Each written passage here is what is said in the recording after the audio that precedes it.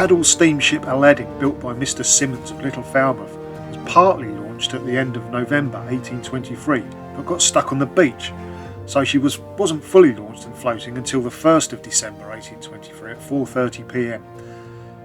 She was said to be a very fine vessel, extremely well built, and is likely to prove a very fast sailor. At 230 tonnes and 38 metres in length, with engines by Fawcett and Preston of 90 horsepower, Aladdin was used by the GPO as a steam packet on the Milford in Wales to the Waterford Island route.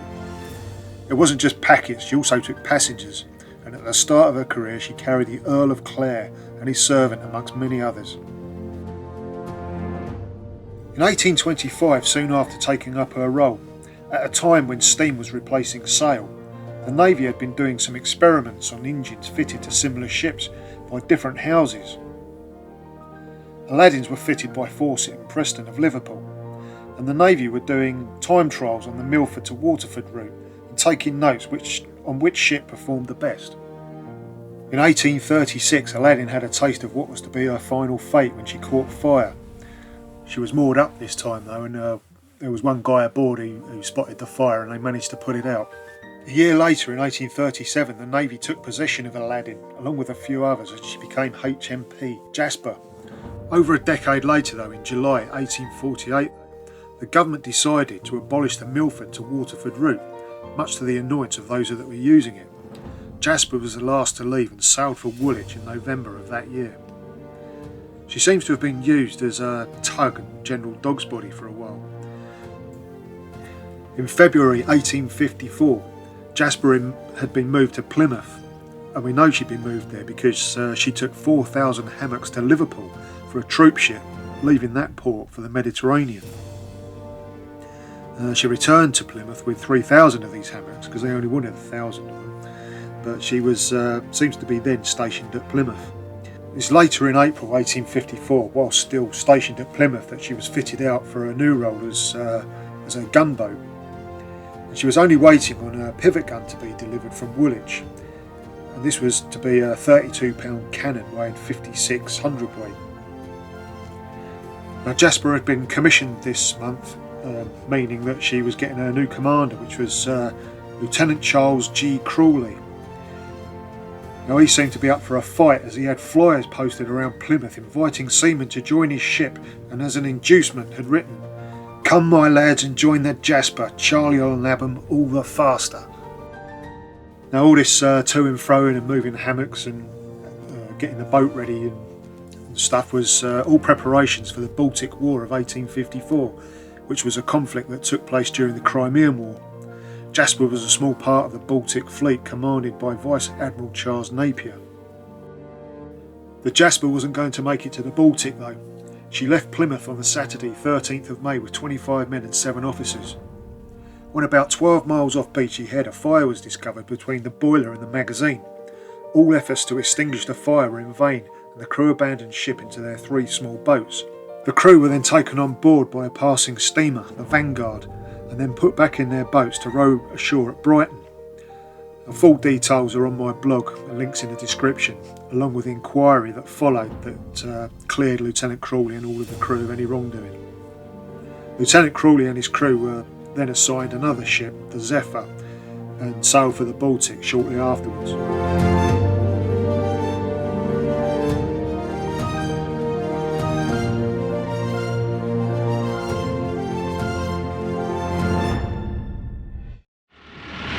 Right, just running up, drop rubber in.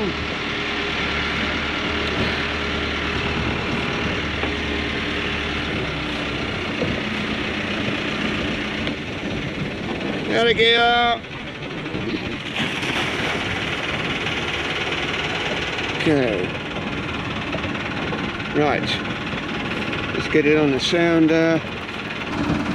Wreckage coming into on screen. Doesn't sound very high. It's an absolutely fantastic wreck. It's so interesting. There's so many interesting points on it, and it's just such an unusual wreck. It's absolutely brilliant. Best one I've done in many years. Really good to have done it. So yeah, fabulous. So hopefully Robert will get some good footage and he'll be able to show you more of the wreck.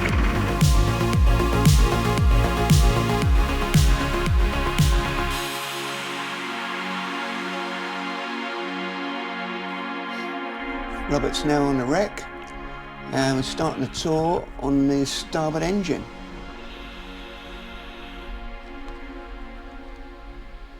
It's a 2-cylinder engine. This is one of the 2 cylinders.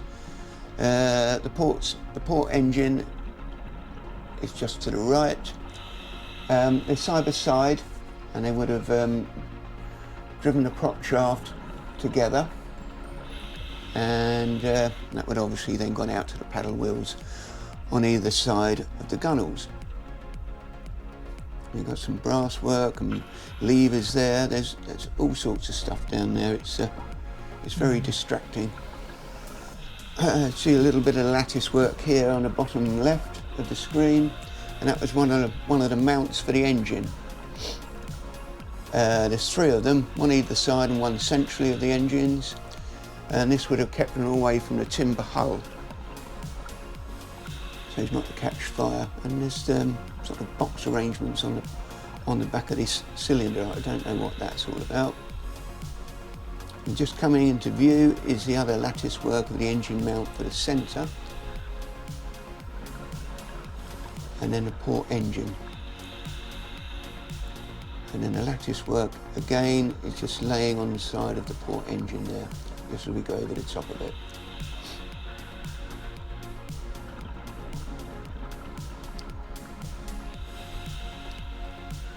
Very early engine. Yeah, it's great to dive it and great to learn about it.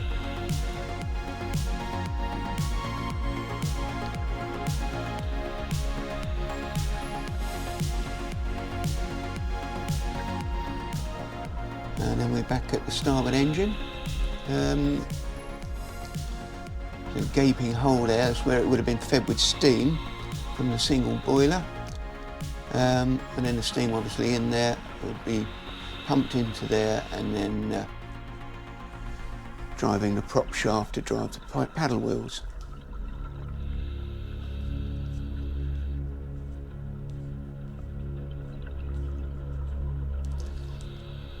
And that is a trawl boom, but we'll come back to that in a minute.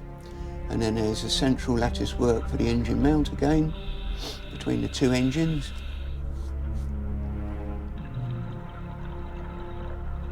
It's going across to the port engine.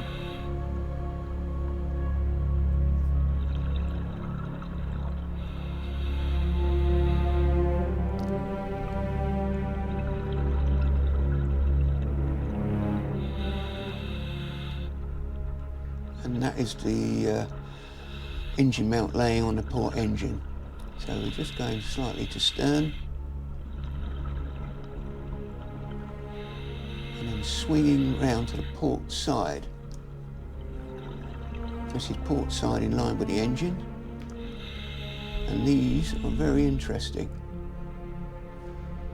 This is a very important clue, these 2. Now these are phosphorus bronze bushes. Same sort of thing as what you'd have on the engine, on the crankshaft. This would have been on the gunnels through the side of the wreck, and they would have housed the actual drive shaft that would then go out to the paddle wheels. So, an excellent clue, and yeah, they're extremely heavy as well. Very well made, very robust.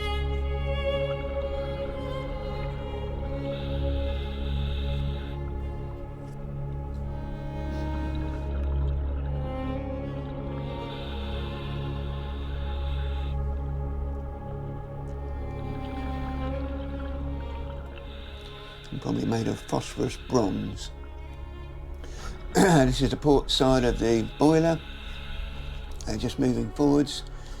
You can see all the exposed tubes inside.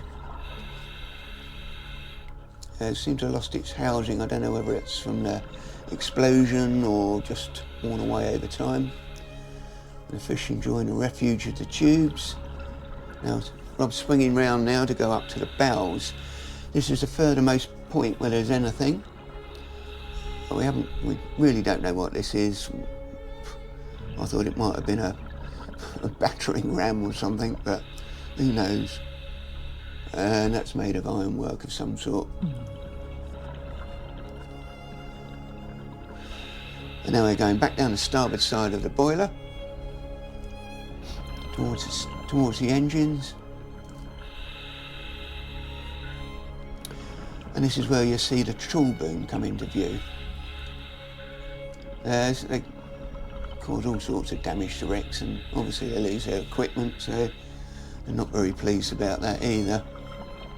But, and then we're over the starboard engine.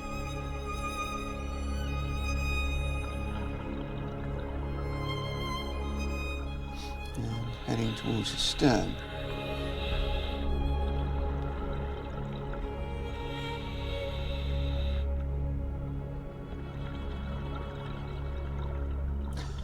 And this is one of the steam pipes, which looks like it's been blown to pieces and ended up behind the engines.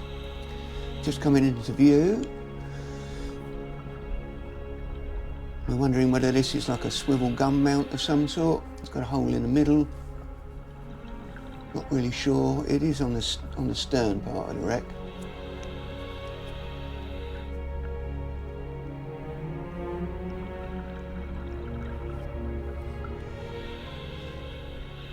Part of a deck light, and we've got the rudder here. We think this is probably some timbers from the rudder, and in order to steer a ship like this you would need an extra large rudder, because it's really difficult on a paddle steamer.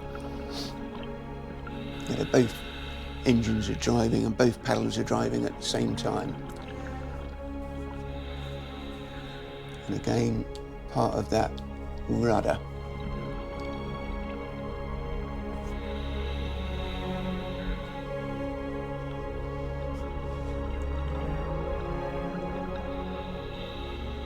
Some more ship's timbers.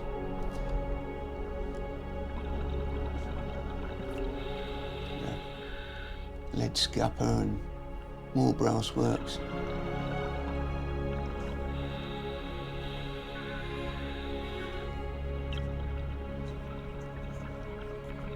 Now these brass has BO on them and a broad arrow, so BO is Board of Ordnance. So all of these are to do with the guns and what have you. This is quite an interesting piece.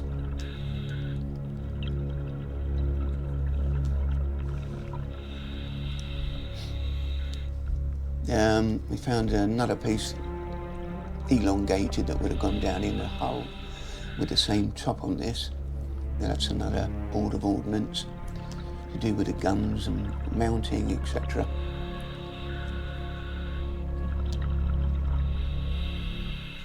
Extremely heavy and all brass.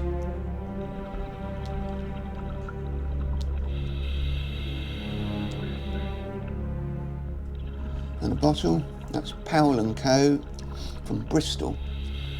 And looking at the shape of it, it's dated around the right sort of time. That's another good clue.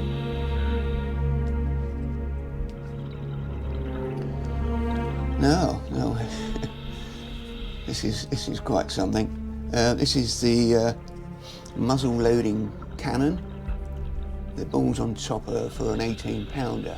We're not sure whether the cannon's an 18 or 24 pound at this point in time, but it's 3 meters 260 mil long. And it probably would have weighed somewhere around about 2.5 tons. It's a huge piece. It's quite out of place to be on a steam engine. It's on a steamboat. Yeah, I'm just looking in the muzzle of it here. It must have been something like one of these pocket battleships with an enormous gun on it.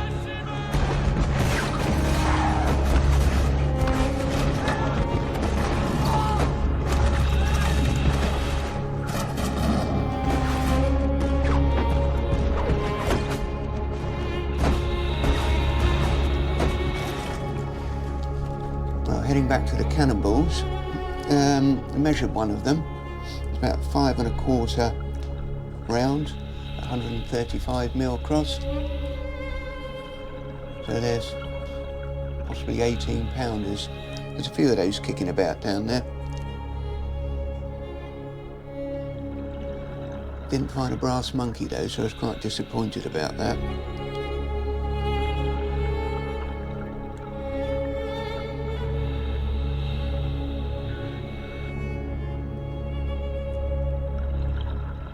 There you get a sense of scale there with Rob's hand on it. These are lead scuppers which would have gone out, let the water off the deck, so you can see how thick that the hull was at that point. Quite a solid built vessel.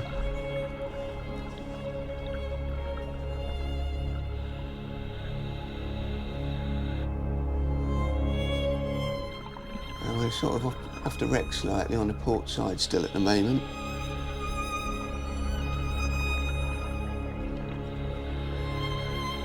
There's a bit of that trawl there. And a bit of the engine mount, so we're going forwards here. Past that port side engine cylinder, bit of copper tubing here. Now shortly you'll see a bit of copper sheathing, you only get a glancing glimpse of it.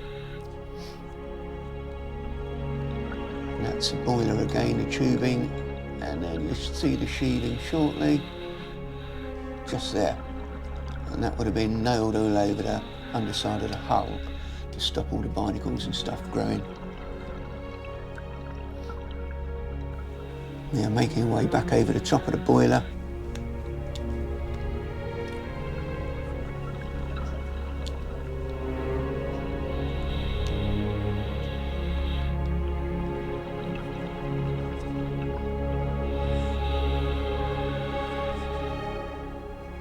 Back to that trawl boom again.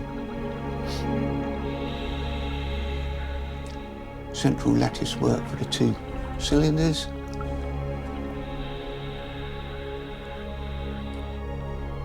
You should be getting an idea of the layout now. Still making our way to the stern.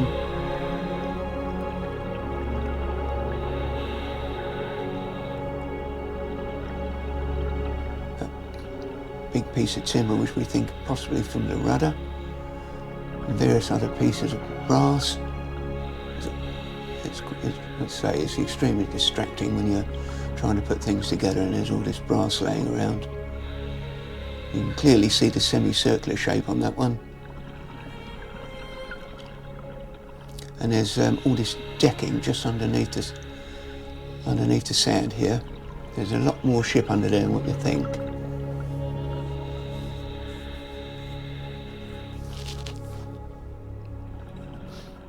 It's been a fabulous project to be involved in. It's that sort of transit between sail and steam before propellers were invented.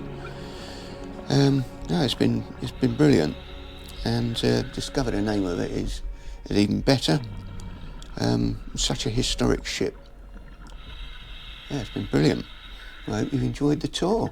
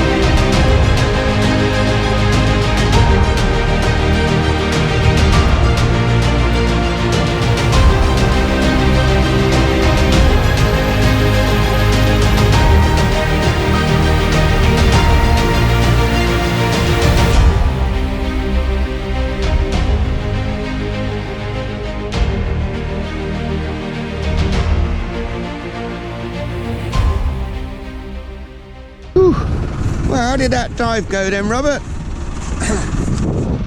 It started off very, very well. Did it? Yeah. Well, what's that you got there then?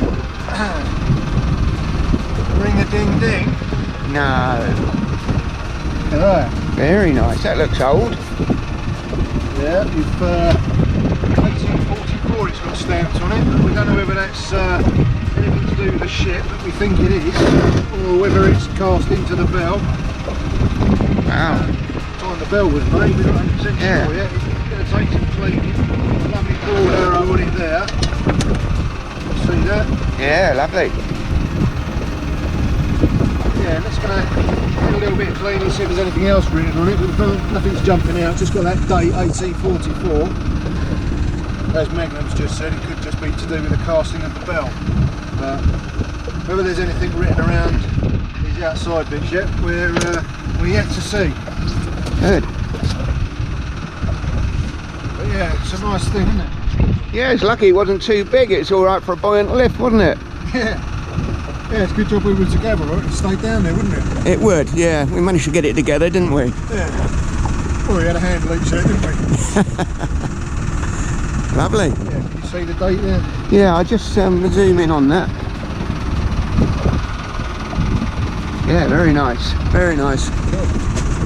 And a broad arrow again, meaning it's naval, which Jasper was. Yep. Yeah, Jasper, ex-Aladdin. Yeah, good stuff. Woo.